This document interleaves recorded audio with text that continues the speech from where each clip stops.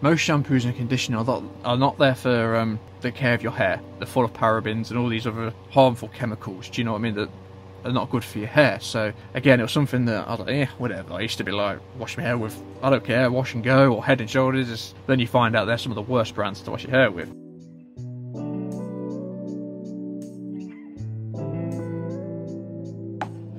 Hey guys, how's it going? I'm here just to talk about my personal hair growth and how I've got my hairline to come back, if you like. It's been something I've been playing around with myself, so I've just been learning along the way. I did do a post a couple of months ago on my progress so far. This is my first year doing it, so I started it in like May 2022, the 28th of May to be specific, I believe. It was around there where I took my first photo, and you can see that I was kind of receding there, you know, so, but honestly, I wasn't too bothered. I mean, it's just what it is, and it wasn't until I started seeing more and more like brands that were really promoting hair growth and growing it back again, and until I started to do my own sort of research. So the reason I'm doing this video is to show people my personal progress, what I do. Obviously, it's up to debate. It's just I've gone off the research and gone off trial and error, really. So, but yeah, so I got a lot of feedback on that post, and I got a lot of inboxes from people asking how I did it and stuff. So instead of just like replying to everyone, I thought I'd just do this video and make it really easier. So I just want to start off by saying the number one thing that you're probably going to have to take on board is this is now going to be like a daily practice. So just like brushing your teeth every day, this is now probably going to be a new self-care thing to add on to that, you know, because if you're not really willing to do that, then you may as well stop watching right now, to be honest. So you may as well go for a transplant. I haven't had any transplants at all. Everything that I've done is been through certain products, certain lifestyle changes. It was just something, like I say, well, I wasn't too bothered about it. I mean, it's just hair at the end of the day. But then I started to really go, you know what, I'll try, see what happens, these couple of products.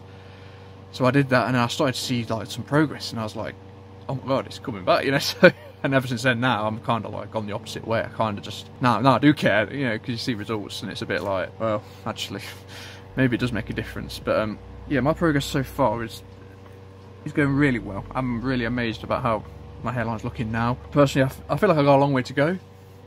I wasn't involved in so much here, it was more just like receded. So, which, bearing in mind, it's much easier to come back here than it is here. Studies show that it's called male pattern baldness. That's the problem. So I want to start off with what the problem is and what actually causes it.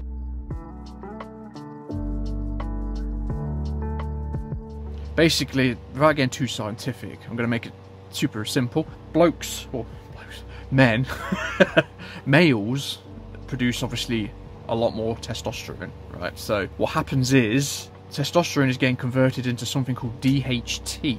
So what happens is DHT actually shrinks hair follicles. That's the basis of the hair loss. That's it. You know, pretty much 9 out of 10 times that's what happens. Some other circumstances are different. Sometimes for some males and some individuals. That's the main thing you've got to cover, is to block the DHT internal and external. Me personally, I didn't go down any drug route at all, but some people may have to, unfortunately. I think I was quite lucky to capture mine when I did. It wasn't too far gone, but then again, if you look at the photo, it does look like it was pretty going back, you know. So the first thing to take into account is, obviously, this has now become a daily practice for you. It's going to be, you're going to have to schedule this in when you're going to be brushing your teeth, or when you have a shower, whatever it takes. We want to get our hair into a growth state.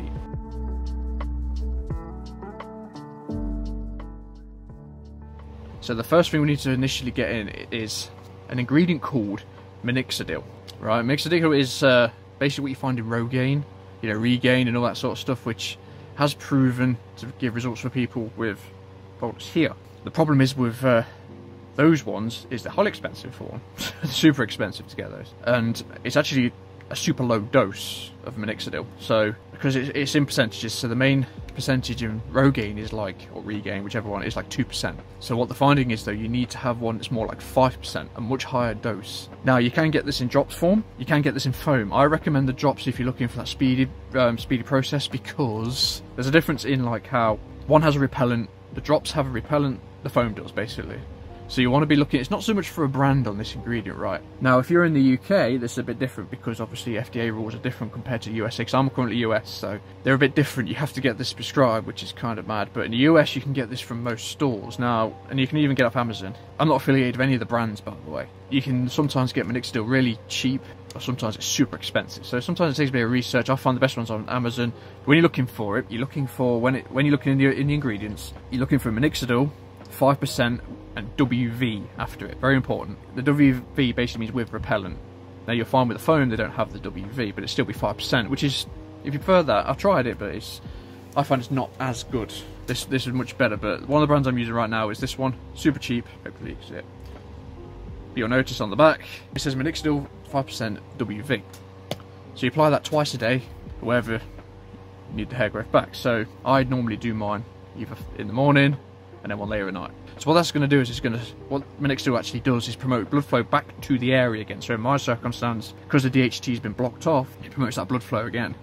Now there's only one problem with minoxidil is obviously you need to keep using it. It's one of those, it's pretty safe. It's had some really great results from thousands of people, and it's approved by the FDA. It's really safe. So it is made to be long term. So this could be something you're going to be doing probably potentially forever, which is quite daunting for some people. But either way, that's the first thing we need to start doing, is start promoting the blood flow there again. But obviously that only tackles one side of it. Because obviously the next side of it is we need to block the DHT, the conversion from testosterone to DHT. Something I don't do, obviously there's a drug for this called finasteride, I believe it's called finasteride. That is a drug that actually helps block DHT. Whereas me being me, I wanted to go for more sort of natural approach. One of the best ingredients I found with that, this is a supplement that I take as well. There's a couple of supplements I take. So number one is saw palmetto at anywhere between 300 to 500 milligrams. There still needs to be a lot more research done on this, you know, because if you look it up, it would say that it's inconclusive, but I think it says like 60% of people who took this saw results in a study. So again, you can look all these ingredients up yourself. So that's what I take. I take a 500 milligram dose a day of that. So I take it with after a meal or something, you know, with the rest of my supplement regime. And what that does is that's supposed to naturally block DHT. I obviously take that. And then the other ingredient I take is something called biotin. I take quite a high dose of this, at 10,000 mcgs. I'm taking it at this level for so long, for maybe a couple of years, but then I'll drop back a bit. That's also like a DHT blocker, but it's all to do with cell regrowth, biotin is, you know, so, and it helps obviously with other things as well, but the main thing is that it helps with rejuvenating hair and skin and nails, helps with all that sort of process. So that's another ingredient to take, that I take. Again, this is all what I do. I'm not saying this is the right thing, but I just wanted to share this out there with everyone else that you know then. So obviously that's one battle to block DHT internally, but also we need to block it externally as well. So the minoxidil will help with that, and finasteride definitely will if you're struggling, if you've got real bad hair loss, you know. But hopefully you can, if you're at my stage, you can capture it really soon on. Shampoos and conditioner, that's the next thing to consider. There's two brands that I take. Again, I'm not affiliated with any brand, it's just the stuff that I take. Most shampoos and conditioner are not there for the care of your hair. They're full of parabens and all these other harmful chemicals, do you know what I mean, that are not good for your hair. So again, it was something that I was like, whatever. I used to be like, wash my hair with, I don't care, Wash and Go or Head and Shoulders. Then you find out they're some of the worst brands to wash your hair with, because they just increase that hair loss. So there's two brands that I take, which is, one is Hims, which I'll put here in the description, and the other one's called Keeps. Those two are really great brands for their shampoo and conditioner because they have saw palmetto and biotin in them. I like to go between the two because I like to, me being me, I like to have a variety of different shampoos and conditioner, just keep it mixed up. But them two brands are both fine. I really rate them a lot, because also you can still get your minoxidil from there. But again, if you're in the UK, you may have to get it prescribed, bearing in mind. But trust me, the benefits are really worth it. There's something to note about minoxidil, is that it also says it may not work for receding hairline, but it works more for here. But as you can see, it's working pretty well for me. But it just to note, it will say it's specifically made for the egg in the nest, you know, the back of the head rather than the front. But I read that and I thought, yeah, okay, well, if it's going to grow there, then it should be fine here, right? So, and it's, like I say, it's been fine for me, but it is important to note it does say that, so try not to be too put off from that. But yeah, the shampoos and conditioners, like I say, they have the saw palmetto, they have the biotin, them two brands. Keeps have a little bit more ingredients, I'd say, for more growth. They also have caffeine and also green tea, which really helps promote the growth. Again, because it's blocking the DHT externally as well as internally. That's the basis of getting your hair back. You need to block that DHT and put your hair back into a growth state. That's it. That's the basis of the whole thing. But honestly, that's pretty much about it. Other than that, I take extra zinc and magnesium, but that's something I've always done anyway. I've upped my dosage, so it's like 400 milligrams of magnesium and 30 milligrams of zinc. I take them before bed. That helps with everything else anyway, just for general health. especially because they help with maintenance of the body and growth factors as well. So another product I want to put out there is by Keeps, again, because a lot of people have asked me, you know, okay, another thing that contributes to hair loss is certain hair products, you know, like gels and like, you know, hair grooming stuff.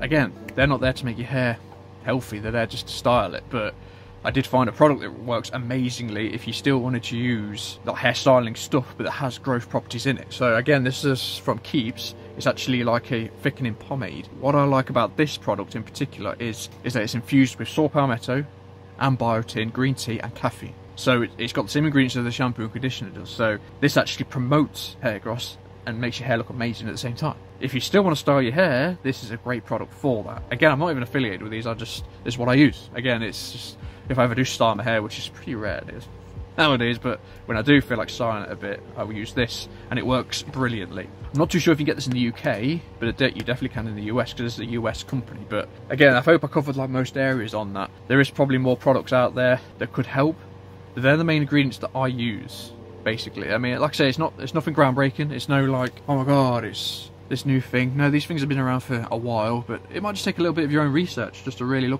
see how you respond, you know. Like I say, this is just something that I've done and helped me. So my idea is I want to help others because I've done it, and it's like, look, listen, you want to dispel a lot of the myths. There's a lot of myths out there that's like, oh yeah, while it is true, obviously there is a sequence there, obviously for the hair loss from genetically, it's, I believe, through your mother's side, your hair. So if your granddad from your mum's side is balding, chances are you probably will too. So, but that doesn't mean that you're going to, if you just take the precautions and take care of the situation now rather than later. The sooner you can get on it, get back into that growth state, the sooner it'll come back. Yeah, like I say, this is mine so far. Got a long way to go, I think, but as you can see, there's a massive difference of where I am now to where I was. And even like the quality of my hair is like completely different now. Like it's even like the colours change a little bit, but I think it's just gone back to healthy, if that makes sense. It's not like it's changed, it's just gone back to, this just shows how unhealthy my hair was, because I didn't care, you know, whatever. Most men don't, you know, it's just kind of like, whatever, yeah. I hope this video helps you guys, and I'll link a lot of the brands so you can go check it out for yourself, and if there's anything I missed, I will add it in. But, okay. Thanks a lot for watching, and I'd love to hear your story. Please, if you're just starting, or if you've got any questions, you can drop me a comment. Happy to help. I just wanted to briefly go over all of this as much as I can, whilst getting as much information I can to you guys. So yeah, I hope this helps you, or helps someone you know, and take care, and yeah, I'll see you guys later.